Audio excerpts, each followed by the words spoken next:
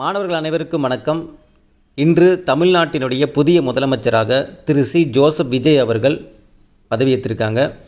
நம்மளுடைய Christophe academy சார்பாகவும் Christophe academy மாணவர்கள் சார்பாகவும் முதலமைச்சர் விஜய் அவர்களுக்கு நம்ம நன்றி தெரிவிச்சுக்கலாம். ஸோ டிஎன்பிசி மாணவர்களுக்காக நம்ம திரு முதலமைச்சர் அவர்களுக்கு நம்ம வைக்கக்கூடிய கோரிக்கைகள் ஒரு சிலது இருக்குது. மெயினாக பார்த்தோன்னா டிஎன்பிசியில் இருக்கக்கூடிய குளறுபடிகள் நிறைய பார்த்தோன்னா அது எல்லாமே சால்வ் பண்ணணும். எஸ்பெஷலி பார்த்தோன்னா டிஎன்பிசியினுடைய வேக்கன்சி வேலை வாய்ப்புகள் பார்த்தோன்னா அதிகமாக உருவாக்கி கொடுக்கணும். ஏன்னா வேக்கன்சி ரீசன்ட் இயர்ஸில் பார்த்தோன்னா ரொம்ப கம்மியாக தான் போட்டுட்ருக்காங்க.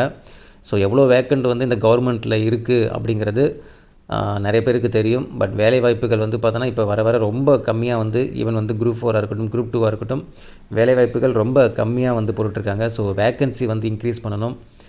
அதே மாதிரி சிலபஸ் பார்த்தோன்னா ரீகன்சிடர் பண்ணணும். ஏன்னா ஒரு குரூப் 4 எக்ஸாமுக்கு ஒரு மாணவன் படிக்கிற அந்த சுமை பார்த்தோன்னா ரொம்ப அதிகமாக இருக்குது.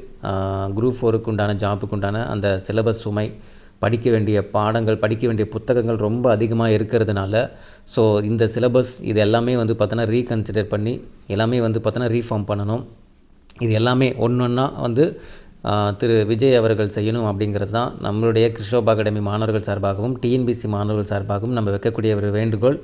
கண்டிப்பாக இது அடுத்தடுத்து ஸ்டெப் பை ஸ்டெப்பாக ஒவ்வொரு விஷயங்களும் அவங்க டிஎன்பிசி படிக்கக்கூடிய மாணவர்களாக இருக்கட்டும், இல்லை மற்ற இதில் இருக்கக்கூடிய அதாவது போலீஸ் எக்ஸாம் படிக்கிறவங்க, டெட் எக்ஸாம் படிக்கிறவங்க எல்லாத்துக்குமே பார்த்தோன்னா அதில் இருக்கக்கூடிய சின்ன முரண்பாடுகள் இது எல்லாமே பார்த்தோன்னா சரி செய்யணும் அப்படிங்கிறது தான் நம்மளுடைய இளைஞர்கள் மற்றும் மாணவர்கள் சார்பாக நம்ம வைக்கக்கூடிய மிகப்பெரிய ஒரு வேண்டுகோள். ஸோ நம்ம ஸ்டூடெண்ட்ஸ் எல்லாருமே டிஎன்பிசி ஸ்டூடெண்ட்ஸுங்கிறனால நம்ம டிஎன்பிசி ரிலேட்டடாக தான் நம்ம மேக்ஸிமம் பார்த்தோன்னா இந்த கோரிக்கைகள் வைப்போம். ஸோ அதே மாதிரி டிஎன்பிசி மாணவர்களுக்கு ஏதாவது ஒரு இஷ்யூ, ஏதாவது பிரச்சனை அப்படின்னா கண்டிப்பாக நம்ம